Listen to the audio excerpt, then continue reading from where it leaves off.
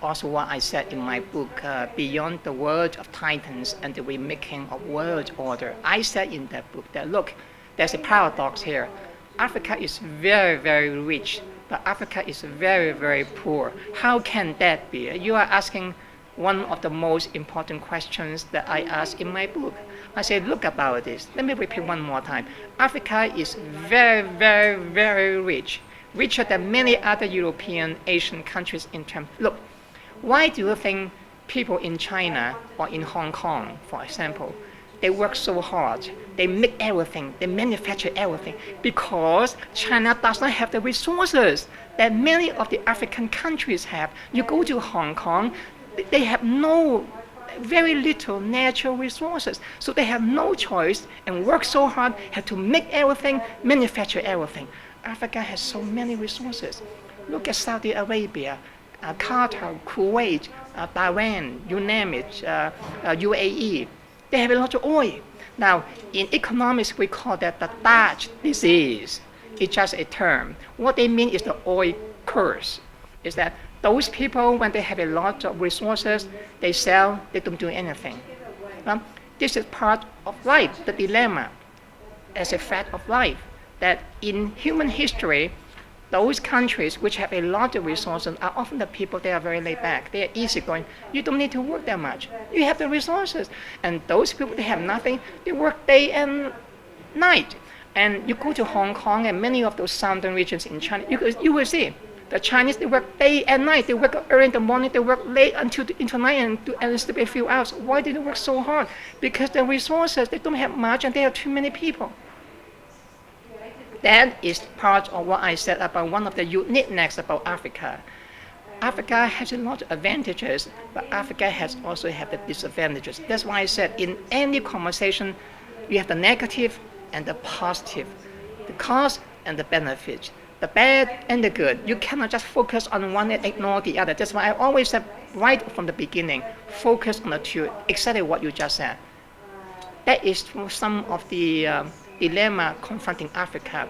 So which one do you choose? It's you who have to decide. Look at Qatar, look at UAE, look at Dubai, for example. Now they have a lot of money. Now they are making the city into be one of the most amazing event city, right? So it's not necessarily bad. Look at Australia. Australia is just like Africa in many ways. They have a lot of resources, have a very little population, and the Australians, they export a lot of agricultural products. China, by the way, buys many of them, and that's why China now, they become the largest trading partner of Australia. So Australia now is living okay. They are wonderful. So can you do that? I think you can do that too. But you have to decide which kind of version do you choose. This is not something an outsider can tell you. It is you, African. You have to decide what is the balance. It's your resources. You have to decide which combination do you pick. How much work do you want? How much harder? In my publication, for example, I propose what I call achievement care freedom principle. I have provided more than 71 principles. One of them is this principle. This principle says something like this, that there is a trade-off between the two fundamental opposing values in life. In many countries, not just in Africa, it can be in any country on earth, because I've been in more than 100 of them, and I discovered this kind of opposing values. On the one hand, you have a value which is to focus on achievement, okay, working very, very hard. On the other hand, you have another opposing value, which is very laid back. So these two values are conflicting, but they stand for two opposing ways of life. Now, which one do you like is up to you. It's not up to me to tell you how you live. It's you. No one can have to say which one. You have to say. You may say, oh, for me, I just want to lay back, I'm carefree, I just want to have fun, I eat, I enjoy, I consume, fine. But from the other, and say, oh, self-actualization is very important to me. I want to achieve number 1, 2, 3. That's my goal in life. I will die for it. I will do anything I can sacrifice my whole life for it. Which one do you go now? There's a trade-off no matter what you do. The more you go to this one, then you have a lot of sacrifices. And those sacrifices are extremely stressful. Many people cannot endure the kind of hard work ethics. On the other hand, if you are so laid back, then you may not achieve much of anything. But if you are lucky, you have a lot of resources. Why not? You don't need to do anything. Why do I need to work? I once met someone in the Middle East. He's a very successful businessman. And then I said, what are you doing now? They said, now there's nothing really. I said, look, I have all this money with me. What do I need? I don't need anything more. I have everything I have. Why do I need to even work more? I said, what do you do during each day? Oh, I have fun. I can do whatever I like.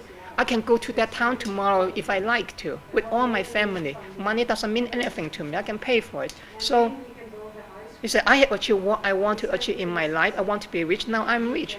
I achieved my goal. Now I enjoy it before I die. Okay, if you're like him, fine.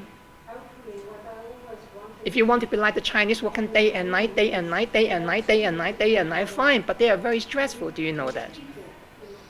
Which one do you like? You want to be like the Japanese? Fine. So my advice to Africa, you have to know who you are. Once you know who you are, then work for that one. The Chinese, by the way, now they become emerging as a dominant superpower. They have been eminent. They have been dominant in human history for thousands and thousands of years. The only drawback is that in the 19th century, the Chinese empire collapsed. It was at that time that China fell. Now they rise up again. And they know who they are. They know who they are. They know what they want in life. They know their rationality, and they're very proud of who they are as a people. And now they are working back to achieve that. It's up to you. But you need to have your own African identity, African renaissance. That's what I mean. But it is still emerging. But what you have so far is the colonized identity, colonized renaissance. That's not yours. And that's why you have all this kind of problem with you. You don't know what you really want. You copy everything from the others, but at the end of the day, you are not happy. You blame everything on the others because you really do not know what exactly is you. That is a major problem in the end, but I cannot tell you what to do. You have to decide. I can only give you the framework, but you have to work on it yourself. So I cannot tell you what to do, but I can give you the analysis for you to understand your problem. That is so true. And then just in conclusion, after speaking about all of this, what is your vision then for Namibia? And then in future, maybe, can we also see Namibia featuring in one of your books? Yeah.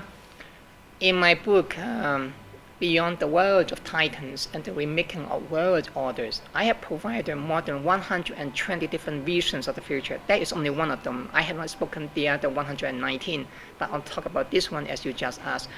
I talk about the future of Africa, especially in relation to African Union.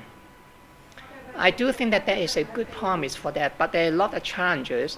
But it is something that Africa has to confront. But again, that is a value judgment here.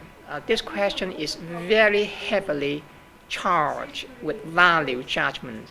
So I cannot answer the question without going too further to a certain point that to tell you about the ideological contamination. And that is, I want you to be very careful. So this is something that Africa has to answer the question, not someone from the outside. Again, I can only give you the framework, but I don't want to go deeper inside because the deeper I go inside, I get trapped into the thing that I do not want me to get inside. Because the more you get into it, now you are siding with one group against the other group, just like the one that you are talking about, people shouting and say, oh, China is bad, colonizing and all that. As soon as you join them, you are part of the ideological conflict and politics. You are doing dirty politics yourself. So I'm a visionary, I have to get out of this, but I can only give you the framework. I think that the future of Africa in that sense can be tied up with the African Union, but also with the rise of China. Like it or not, China will be the future dominant superpower on Earth, not America anymore. In fact, America right now is number 3 in terms of purchasing power parity. China has the largest economy in the world right now. The EU has the second largest. America is number 3, not even number 2. In a few decades, America will fall to number 4. Now, the reason I focus on the U.S. because I'm from the U.S. That's why I keep using the U.S. as an indicator.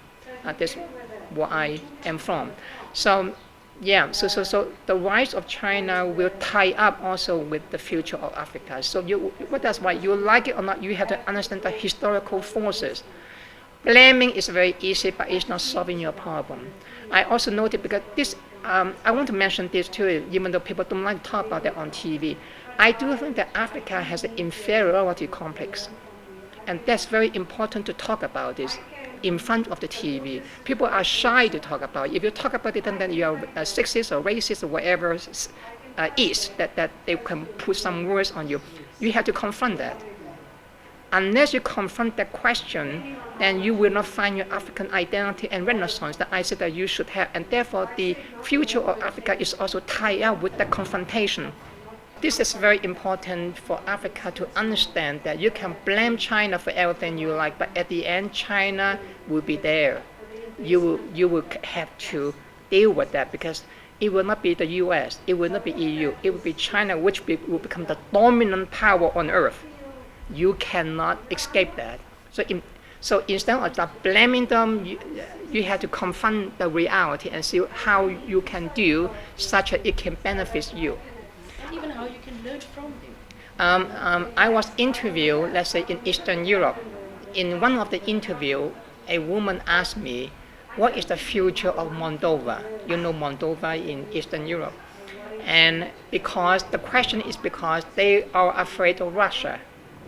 But on the other hand, they want to join NATO and the EU. But I warn them that if you get away from one dominant power, go to another dominant power, you too will be part of that dominant power and you will have the same problem again. And then she said, so what should we do? If we go to Russia, we don't like it. Now if I go to the EU or NATO, you said that there could be danger. So what should we do? And then my advice to them is that, think about this. If I'm a more small guy, if I have two big guys in front of me, one of them is trying to punch me, the other one is trying to punch me too, but I cannot fight either of them because they are too big. What should I do? For my own survival, I need to manipulate two of them. I cannot be saying, I join you and then I fight and then this guy will punch me all the time. If I join you and fight and this guy will punch me. So I try to unite the two of them. In such a way, I play with them. It will benefit me maximally. But at the same time, I don't want to be part of any of them. If I do it because I'm a small guy, then I could be hurt more than they get hurt because they are too big for me. You see the analogy, the same thing for Africa.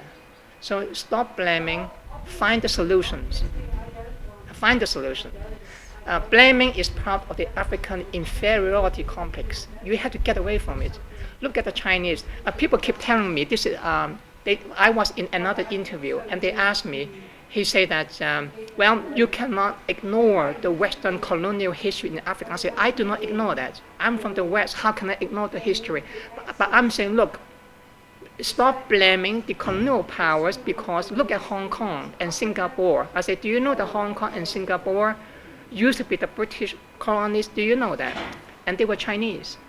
Now, Singapore and Hong Kong has higher income per capita than the UK. Is among the highest income per capita in the world.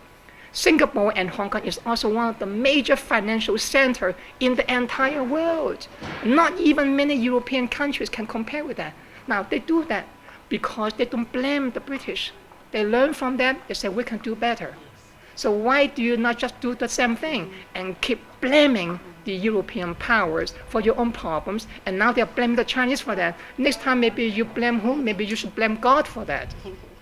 But that's not the end either, but after that, you maybe someone else.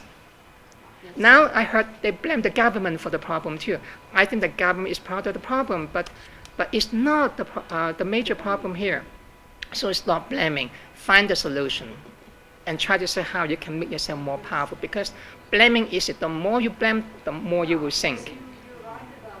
Because you stop thinking about the solutions. I like that. That's powerful. You need to be is your power of your mind here.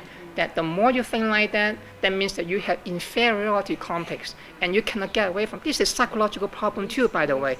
Unfortunately, this part of the mental problem that Africans have because of the history. But I think about it. Before the European came, whom do you blame? You were also like that too. Let's say, so the European did not cause all your problems. Africa was like that even before the European came. How come you did not conquer the Europeans? How come the Europeans conquer you? Can you see the problem here? Because they were much more advanced than you were. That's why they were able to conquer. And you did not conquer them because you were not that advanced. Now, whom do you blame before that? Maybe you should blame, I don't know whom you should blame, that God created you like that. Maybe, I don't know.